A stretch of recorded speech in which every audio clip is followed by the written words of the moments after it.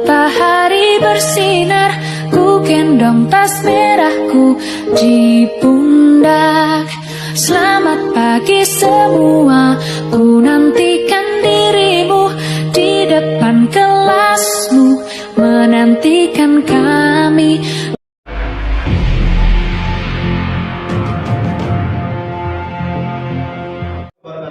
Waalaikumsalam warahmatullahi wabarakatuh. Alhamdulillah. Selamat pagi anak-anak. Pagi Pak. Oke. Gimana kabarnya hari ini? Sehat? Alhamdulillah luar biasa. Allahu Akbar. Alhamdulillah. Tetap semangat ya walaupun tadi pagi sempat hujan. Tapi yang namanya belajar, apapun itu kondisinya harus tetap semangat, oke? Oke. Kita akan mulai pelajaran kita hari ini. Jadi sebelum kita mulai kita berdoa terlebih dahulu ya. Coba Ramadan, kita pimpin doa dulu. Marilah teman-teman dan guru sekalian, sebelum memulai pelajaran, marilah kita berdoa. Berdoa mulai. Bismillahirrahmanirrahim.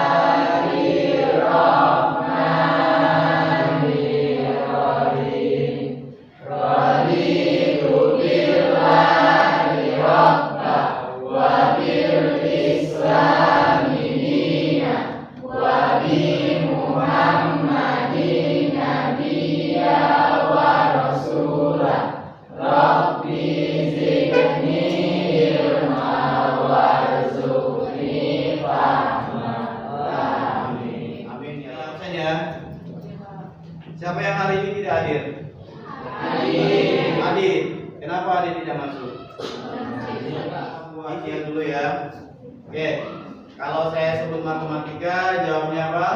Asik, mudah, menyenangkan. Yes, yes, yes. Kita ulang lagi ya.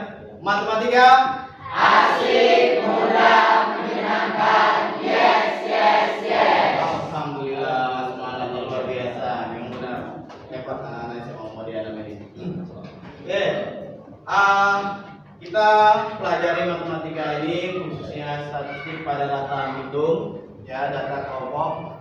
Sebelumnya kita sudah membahas tentang materi rataan hitung pada data tunggal, ya, pada data tunggal. Ada beberapa pertanyaan sedikit yang ingin saya tanyakan ke kalian terkait dengan materi kita sebelumnya tentang data tunggal.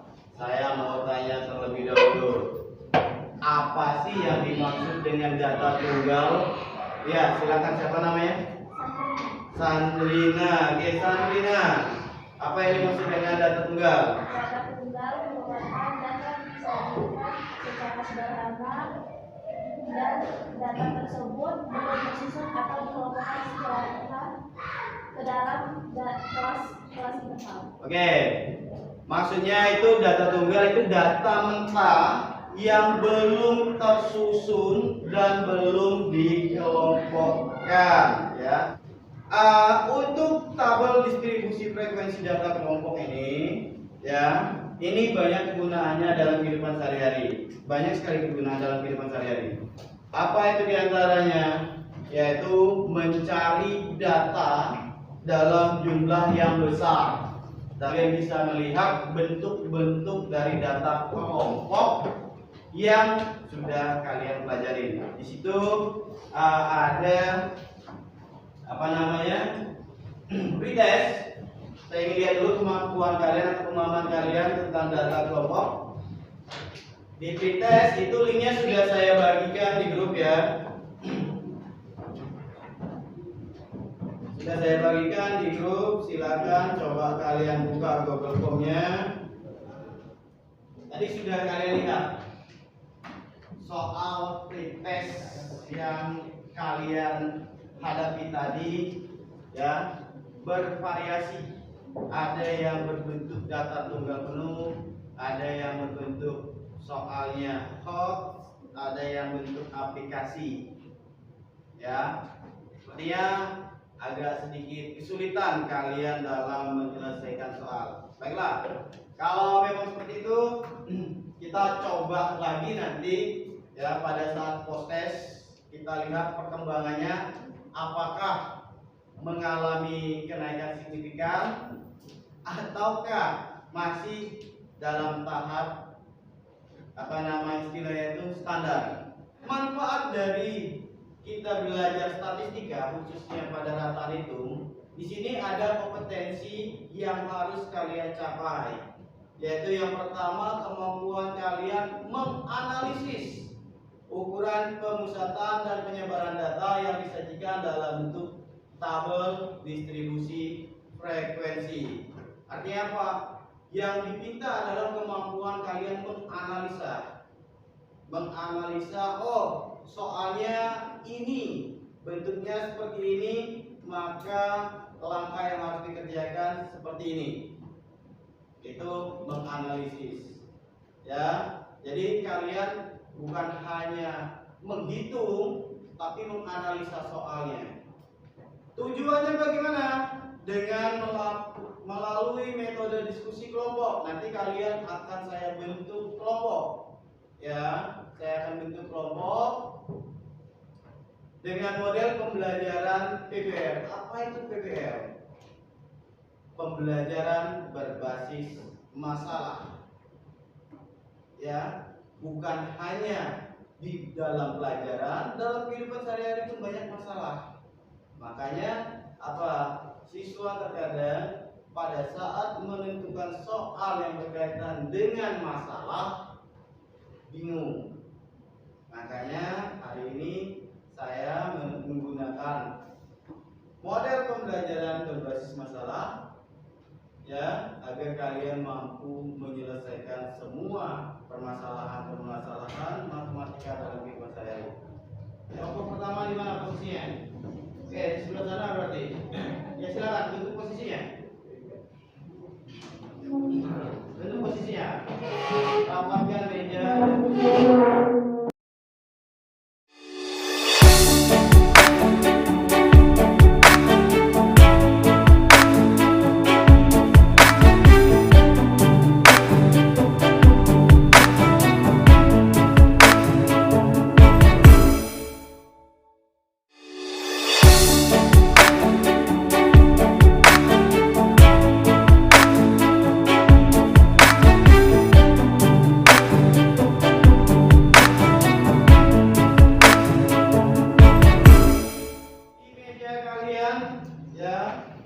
Sudah saya bagikan LKPD untuk penyelesaian sebuah masalah pada statistika dalam bentuk tabel distribusi frekuensi data kelompok. Sebelum kalian mengerjakan LKPD atau menyelesaikan LKPD ini, kalian lihat dulu ada sebuah permasalahan yang sering terjadi dalam kehidupan sehari-hari terkait dengan distribusi frekuensi.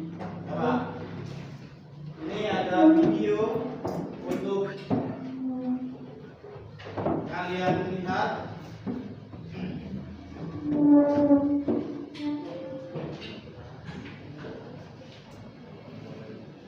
Di sini ada video tentang 7 provinsi penghasil kelapa sawit terbesar di Indonesia.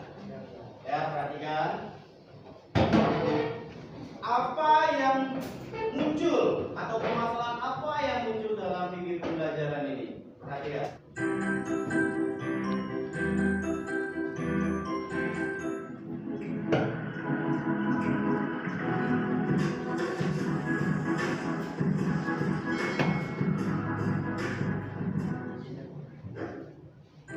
Tujuh provinsi penghasil kelapa sawit terbesar dan terluas di Indonesia. Indonesia terkenal memiliki hasil perkebunan sawit yang diunggulkan. Hal ini menjadi bukti bahwa perkebunan sawit di Indonesia memang memberikan peran penting untuk kemajuan ekonomi. Tiap tahunnya, hasil produksi minyak sawit serta inti sawit bisa mencapai puluhan juta ton. Bahkan ketika di zaman Belanda, kelapa sawit disebut sebagai tanaman hias. Perkebunan kelapa sawit Indonesia berkembang di 22 provinsi dari 33 provinsi di Indonesia. Berikut beberapa daerah perkebunan sawit di Indonesia, yakni 1. Riau. Berdasarkan data Badan Pusat Statistik BPS, Riau masih menjadi daerah yang unggul dalam perkebunan kelapa sawit Indonesia. Di Riau, perkebunan kelapa sawit mencapai 2,74 juta hektar di 2018. Bahkan hingga tahun 2021, lahan perkebunan kelapa sawit di Riau bertambah hingga mencapai 2.895.083. Akibat hal ini juga, hasil perkebunan kelapa sawit di Riau menghasilkan berjuta-juta ton. 2. Sumatera Utara. Sumatera Utara menjadi provinsi yang memiliki lahan perkebunan kelapa sawit terbesar kedua di Indonesia. Pada tahun 2017, Sumatera Utara memiliki lahan sebesar 1.706.135 hektar. Sayangnya, di tahun 2021 lahan perkebunan kelapa sawit di Sumatera Utara menurun hingga 1.345.783 hektar. 3. Kalimantan Barat. Menurut Direktorat Jenderal Perkebunan, Kalimantan Barat memiliki lahan perkebunan kelapa sawit di Indonesia yang cukup luas. Bahkan di tahun 2017 luasnya mencapai 1.504.787 hektar hingga akhirnya terus bertambah di tahun 2021 mencapai 2.070.272 hektar. Kemungkinan lahan perkebunan kelapa sawit di Kalimantan Barat akan terus bertambah setiap tahunnya. 4. Kalimantan Tengah. Tidak hanya Kalimantan Barat saja, Kalimantan Tengah juga termasuk provinsi yang memiliki lahan perkebunan kelapa sawit luas di Indonesia. Luas lahan perkebunan kelapa sawit di Kalimantan Tengah mencapai 1.480.988 hektar. Namun, sama seperti Kalimantan Barat, luas perkebunan kelapa sawit di Kalimantan Tengah kembali bertambah di tahun 2021 menjadi 2.049.790 hektar. 5. Sumatera Selatan. Sumatera Selatan termasuk provinsi yang berada di Pulau Sumatera yang memiliki lahan perkebunan kelapa sawit yang luas. Dalam data yang ada di BPS, luas lahan yang dimiliki mencapai 1.164.667 hektar di tahun 2017. Namun di tahun 2021 luas lahan di Sumatera Selatan kembali bertambah hingga 1.215.476 hektar. Karena pertambahannya ini, hasil kelapa sawit di Sumatera Selatan bisa terus semakin bertambah. 6. Kalimantan Timur. Provinsi Kalimantan Timur juga menjadi daerah penghasil kelapa sawit di Indonesia dengan jumlah besar mencapai 4,33 juta ton. Perkembangan perkebunan kelapa sawit di daerah timur Pulau Borneo ini sudah dimulai pada tahun 1983. Dari situ, perkembangannya terus meningkat hingga saat ini dengan sistem kerjasama dari pihak swasta dan pemerintah untuk pemberdayaan masyarakat.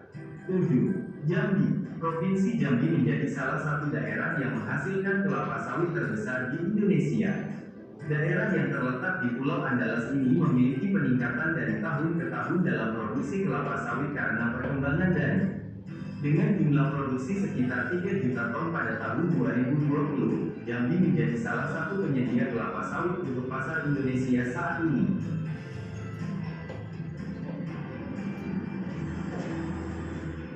Dari data video yang kalian lihat, ya, dari video yang kalian lihat tadi, yang pertama perkebunan kelapa sawitnya, yang kedua luas lahan, yang ketiga hasil produksinya. Sekarang, kalau seandainya misal kita ambil salah satu contohnya adalah produksi dengan lahan seluas 2 juta hektar dengan produksi hasil perkebunannya sekian ribu ton yang diambil dari beberapa daerah. Coba, mampukah kalian menghitung rata-rata hasil produksi yang didapat dari perkebunan sawit di daerah tersebut dengan menggunakan data tunggal? Bisa? Ada yang bisa menghitung semuanya dengan menggunakan data tunggal? Apa? Bisa tidak? Sulit kan? Bisa tidak? Tidak bisa. Ya, itulah manfaatnya kita menggunakan tabel distribusi frekuensi data kelompok. Untuk apa? mempermudah mencari hasil rata-rata setiap daerah di Indonesia yang menghasilkan produksi kelapa sawit. Oke, nah di LKPD kalian silakan kalian lihat di LKPD kalian. Ya, di situ ada sebuah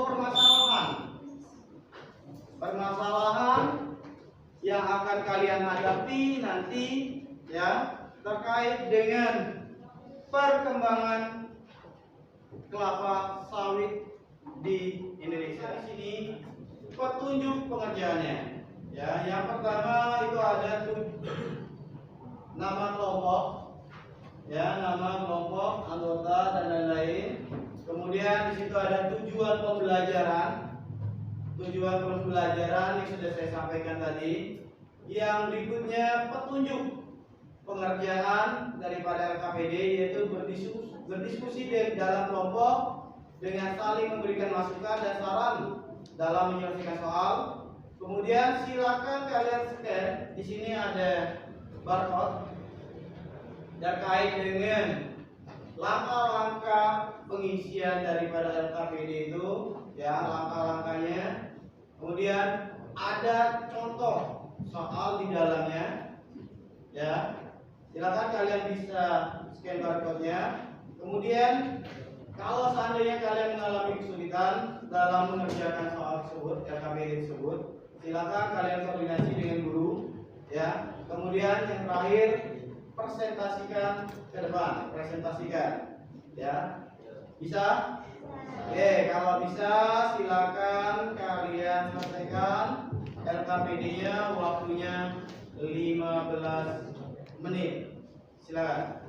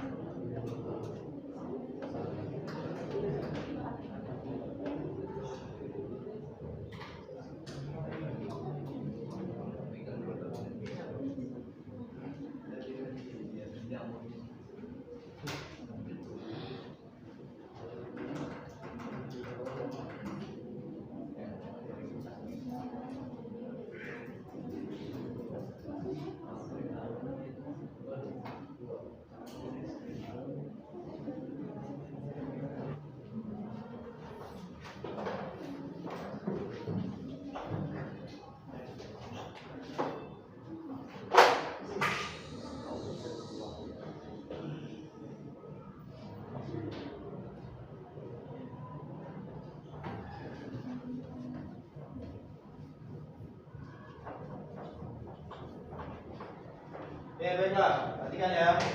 Mencari nilai rata-rata pada tabel distribusi frekuensi.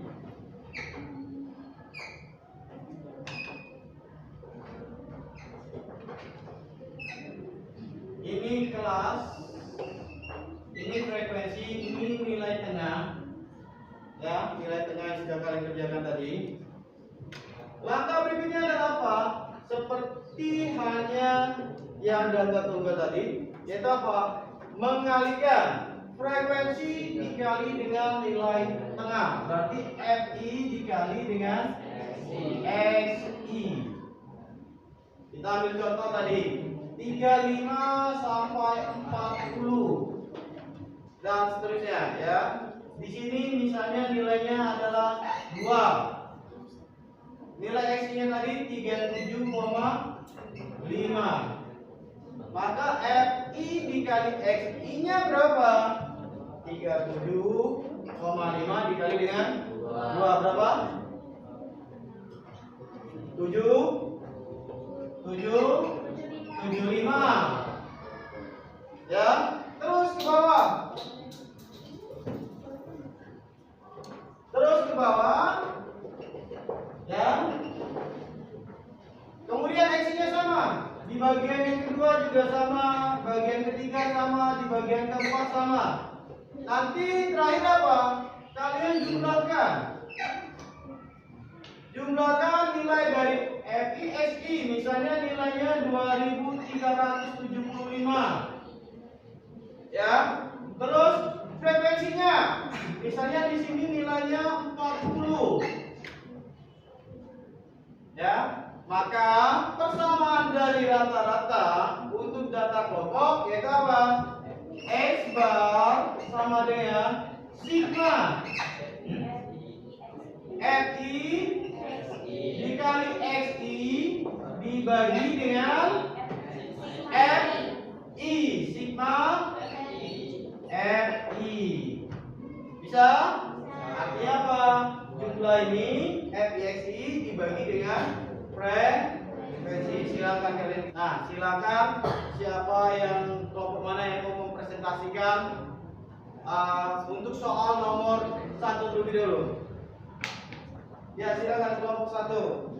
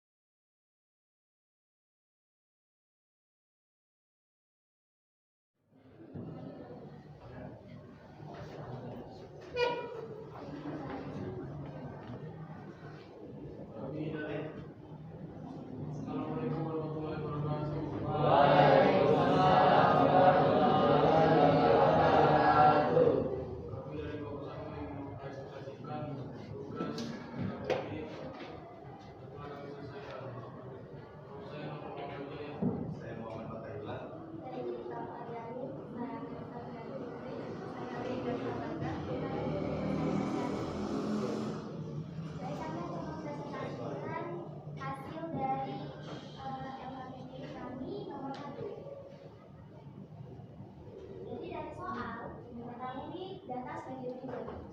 Kemudian yang ditanya adalah rata-rata atau mean rata-rata berat dari kelapa sawit tersebut.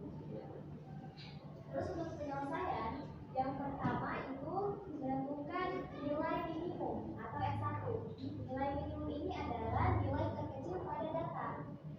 Pada data tersebut diperoleh nilai terkecilnya adalah 35. Kemudian yang kedua adalah mengetahui nilai maksimum. Nilai maksimum sendiri adalah nilai terbesar yang ada pada data. Kalau dilihat nilai terbesar dari data tersebut adalah 94. Kemudian yang ketiga, menentukan banyak data. Banyak data adalah keseluruhan jumlah data yang ada pada tabel yang ada pada data tersebut. Diperoleh 33 data. Kemudian yang keempat adalah menentukan jangkauan. Rumus dari jangkauan adalah nilai maksimum dikurangkan dengan nilai minimum. S1 dikurang S2. 94 dikurang dengan 35, hasilnya adalah 59. Kemudian yang keempat adalah menentukan banyak kelas. Kelas internal. Rumusnya adalah 1 plus 3,3 log N sama dengan 1 plus 3,3 log 33. N ini adalah banyaknya data. 1 plus 5,01 sama dengan 6,01 dan jika dibulatkan menjadi 6. Kemudian menentukan panjang kelas. Panjang kelas rumusnya jangkauan dibagi dengan banyak kelas. Jangkauan tadi kita dapatkan 59. 59 dibagikan dengan 6. Hasilnya 9,83 yang jika dibulatkan menjadi 10. Terus tabel distribusi frekuensi.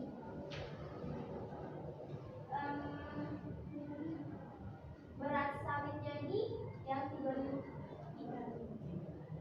sampai ini ada 6. Itu kalau kita juga pada kelasnya itu kan 6. Jadi kolomnya ada 6. Terus untuk frekuensinya tadi kita hitung nih 35 sampai 44 itu di datanya ada berapa? Contohnya Ibu Okano di sini 1 dan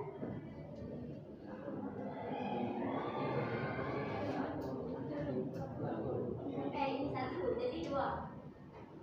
Nah, diperoleh nih berat sawit 35 sampai 44 frekuensinya 2, 55 sampai 54 frekuensinya 4, 55 sampai 64 frekuensinya 2, 65 sampai 74 frekuensinya 3, 75 sampai 84 frekuensinya 9 dan 85 sampai 94 frekuensinya 13. Terus kemudian menentukan X1 atau nilai tengah. Rumus dari nilai tengah tadi sudah dijelaskan oleh Kak San, itu rumusnya batas bawah dikurang batas atas dibagi dengan 2. Batas bawah ditambah batas atas dibagi dengan 2. 435 ditambah 44 dibagi dengan 2 yang hasilnya 39,5, 49,5, 29,5, 79,5, 79,5. Kemudian setelah diketahui nilai tengah, dicari dulu nih FI dikali XI. Frekuensi dikalikan dengan nilai tengah. 2 dikali 39,5 yang 9, 4,44 dikali 49,5 198, 2 kali 59,5 119, 3 dikali 69,5 208,5 dikurangi saja 29, 9 dikali 79,5 716, 13 dikali 89,5 1,164. Kemudian dari sini kita jumlahkan F ini jumlahnya 33. Terus X nya tadi 37 dan FI dikali XI nya 2485. Kemudian tadi kan ditanya rata-rata. Rumus dari rata-rata nih sigma FI kali XI berarti sigma FI. Sigma FI kali XI ini adalah jumlah dari FI dikali XI ini, yaitu 2485. Kemudian sigma FI adalah jumlah dari FI, yaitu segitiga 2485 dibagi 33, hasilnya adalah 75,3. Oke, tepuk tangan dulu. Ya, luar biasa.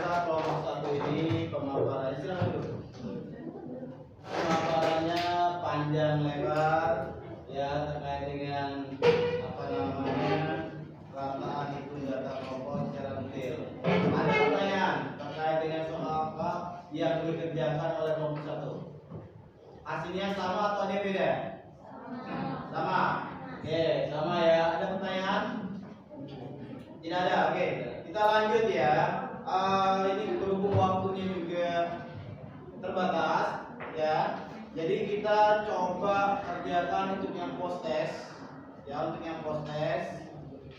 Yang ini tidak ada pertanyaan? Tidak ada. Oke. Lanjut ke post test. Post test itu ada di aplikasi Quizzes, ya. Oke, 30. Ya, kita mulai ya. 1, 2, 3.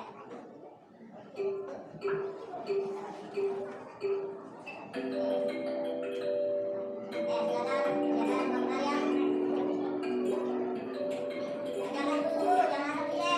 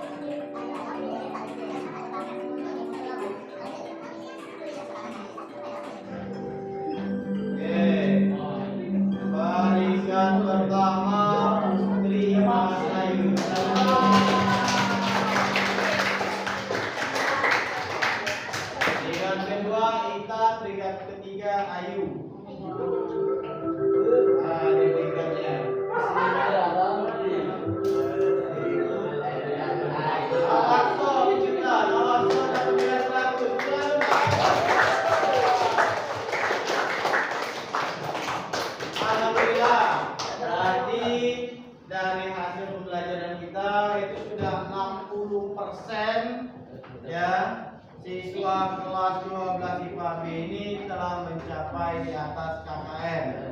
Ya, artinya sisanya itu tinggal remedial, tapi yang nilainya 100 nanti akan mendapatkan pengayaan, akan mendapatkan soal ya. Bisa ya, oke.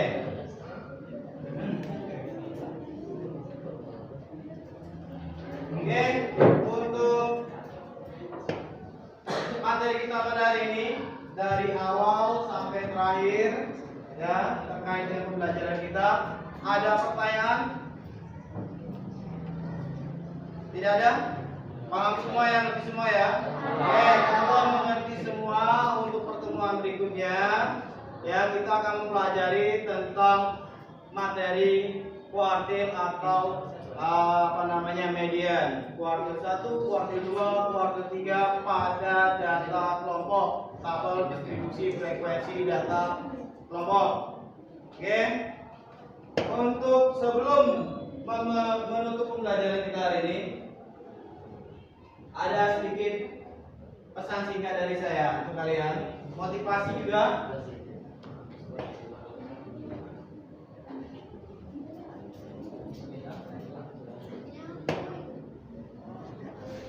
Oke, di sini perhatikan pesannya, tidak ada batasan dalam belajar. Semakin rajin belajar, semakin banyak pengetahuan yang akan kamu miliki. Jadi jangan pernah berhenti untuk belajar, terus mencoba. Walaupun kalian gagal, dengan terus mencoba dan terus mencoba, maka keberhasilan akan kalian dapati. Itu. Terima kasih. Saya akhiri untuk belajar kita hari ini. Wassalamualaikum warahmatullahi wabarakatuh. Waalaikumsalam.